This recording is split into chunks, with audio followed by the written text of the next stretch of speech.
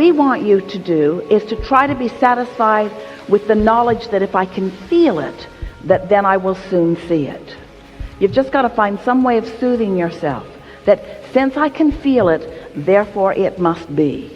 And if you can accomplish that, the receptive mode just means you're receiving something.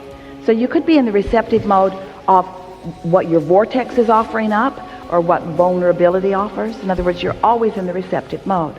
So if you just start there by acknowledging that whatever is occurring to you, whatever thoughts are coming to you, whatever manifestations are happening, they are happening in direct relationship with whatever receptive mode you're in. An easier way of hearing it is whatever mood you're in. So that's elementary, isn't it? In other words, you understand that. You all do, don't you? You understand that. So now let's add another factor to that. And let's call that factor momentum. And let's talk about why momentum happens. Momentum happens because you give your attention to something. You give your attention to something, and then something manifests, and then you give your attention to something and something manifests, and you give your attention to something and something manifests. You have it so good because you're out here on the manifesting edge. You're out here on the edge where whatever you've got going on is showing itself to you moment by moment by moment by moment by moment. You have no excuse to be oblivious about what your vibrational countenance is, because the things that are manifesting around you are evidence of what it is. If you are aware of the way you feel, and you sort of kind of like that feeling, so you focus there, it will become more and more and more and more and more. You could take any thought of minor importance, and you could focus on it and bring it to a place of momentous importance, and it would manifest in this day. Every single one of you could do that with anything that is important to you. This is the power of the universe that you've got working with you. This is the power of the focus of source energy that you've got working with you. You have tools at your fingertips. You have the energy that creates worlds flowing through you, you see. You can be or do or have anything, but you've got to break it down in some way that you know that you are doing it. So we would suggest that you pick something. That you pick something that is of some importance to you, and you decide that you're going to focus on it until you can show yourself in one day. You can show yourself how the momentum gathers around that subject in one day. From the point of just being able to talk about it, to the point of feeling fairly good feeling emotion about it, to the point of really feeling excitement about it, to the point of it manifesting in one day. You can do that. You can do that. And you do it all the time. That's what's so funny about this conversation. You do those things all the time. You just don't know that you're doing them. And so you don't give yourself the credit of focus that you deserve to give yourself the credit of focus. Spend more time in the vortex. What do you think's in there anyway? It's really funny. Here's this vortex, all ripe and ready and really eager. Well, we are the eager ones. To show it to you. And you're over there saying, I don't see it. I don't see it. I don't see it. And we say, that's why. That's why. You got to look where it is and feel like it feels. So pick any subject. Look where you think it might be. If you feel that something is lost where you stand, and you believe us at all that there is a vibrational version of you, then look in the direction of this vibrational view and describe it to us. If you feel lost, what does found feel like? If you feel confused, what does clarity feel like? If you feel poor, what does richer feel like? In other words, you got to look where you think you are. So look there and describe that for just a moment and stop the other.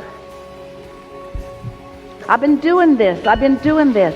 How do I get the money out of the vortex and into the bank? When does it come to me? But you see, you can't talk about why the drought is unpleasant and attract the rain. You can't talk about what's missing and allow what's missing to be fulfilled. You've got to find a way to look at until you allow yourself. You see, you don't have to build the momentum in the vortex.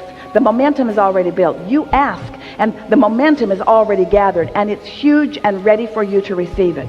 Is it too big for you to receive it? No, not at all. Could you get ready to receive it? Yes. Are you ready right now? No. Could you get ready? Yes. Are you ready now? No. Could you get ready? Are you ready? No. Do you want to get ready? Yes.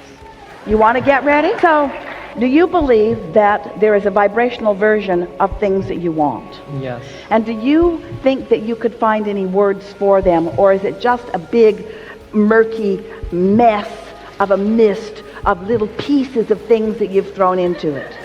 Or do you think there's anything in that that you could define and see?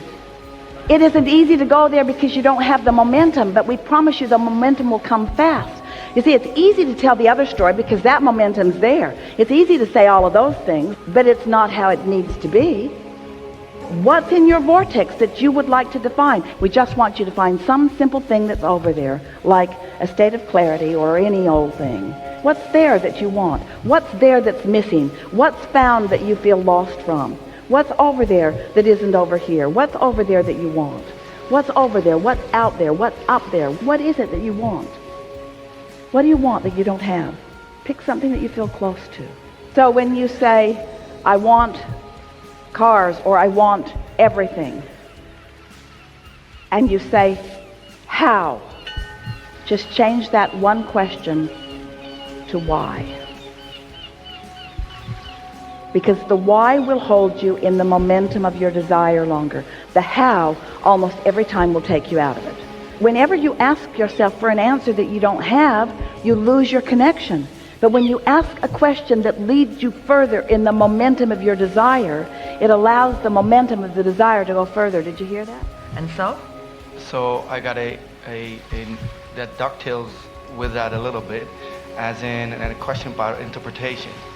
Because I'm always focused on pre-manifestation awareness, as in what I'm thinking, what I'm feeling, so what's gonna come back if I go through this route. But I'm also always interested in post-manifestation awareness. So, but it's nice when they jive, isn't it? Yeah. When you see something coming. Yeah. But sometimes something happens and you can interpret it as in a million ways. Like, I don't know, like I'm seeing a cat walking on the street and I think, oh shit, I must be alive because he's looking at me and winking at me or whatever. But it can be just whatever. It doesn't have to do anything with alignment or not. Well, here's the thing. Everything that comes into your vicinity is part of your point of attraction. And we know what you're getting at. In other words, how much of this is a response of my deliberate offering of vibration? And we want to say, let's just start with how much of this is in response to my vibration, and then how much of my vibration is deliberate. Because sometimes you're more deliberate than others, but that's why we were playing with our friend earlier today about the consideration that he was having for the woman who was sitting next to him. We want you to get it, that your vortex really is ready to pop at all times. So actually, very little that you are doing in this red hot moment is the reason that something comes into your experience. Just like when you plant the kernel of corn in the ground, you don't expect it to just pop up and be full of ears. You understand that there's a process. And so there's this deciding process and the planting process and then tending to process, and there's the natural gestation process, and there's the law of attraction in your own inner being and source energy, a focused upon it process. Things are always being presented, or you might say projected, or you could say revealed to you. Things are always being revealed to you. The big question is, are you in a state of realization of it? And the more you hold yourself in that state of being tuned in so that you are focused upon and feeling and aware of the dovetailing of you and you, the fullness of you and you, then you begin to feel that, not only the feeling that we're all in this together, but the importance of your point of view. The feeling of invincibility, what we mean by that is, I can do anything. say again? I can do anything. That's what it is for me. Not only I can do anything that I decide to do, but in this moment of time, the energy that creates worlds is pouring through me. And all that I've intended that is in my vortex is available to me. And that feeling of invincibility or eagerness or readiness is the feeling that allows you to receive the impulse or the words, you see.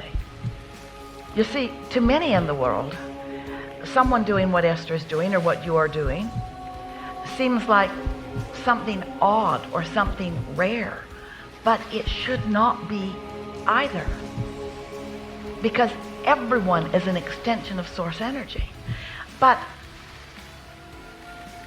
if someone doesn't understand the process and hasn't paid attention to their own emotions and hasn't shown themselves bit by paying attention, brilliant you, to pre-manifestation and post-manifestation. And we tease our physical humans because you create your own reality, but most of you don't even have an awareness of the reality you've created until it shows up, and then you go, yikes, or yay.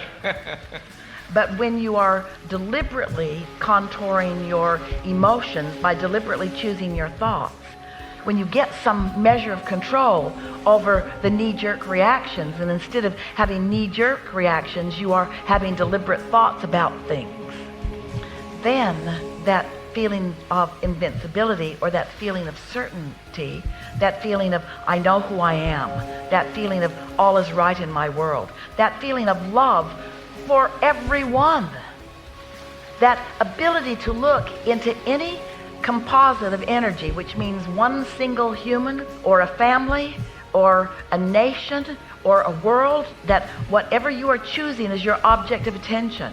When you are in true concert with who you really are, what you find when you look is something that you love. But you got to train yourself into those satisfying feelings.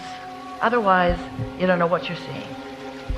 And if you're in that not always, but mostly state of alignment, are you then automatically, that's step 5, right? That you're automatically choosing the interpretation of the post-manifestation as in positive? You see value in every single thing. When contrast happens, even if it hits you hard for a minute, you acknowledge its value because you know what it has launched. And you understand that it's what you came for. And so you don't spend any time going past a little dissatisfaction. You pull yourself back into satisfaction right away because you understand that contrast must be allowed and even embraced and even adored in order to be the deliberate creator that you've been born to be. Otherwise, it would get so boring so fast. If you didn't have other people yanking your chain, pushing your buttons, making your life miserable, if you didn't have others giving you reasons to focus, you would focus less. Yeah. Enough? Perfect. Really good.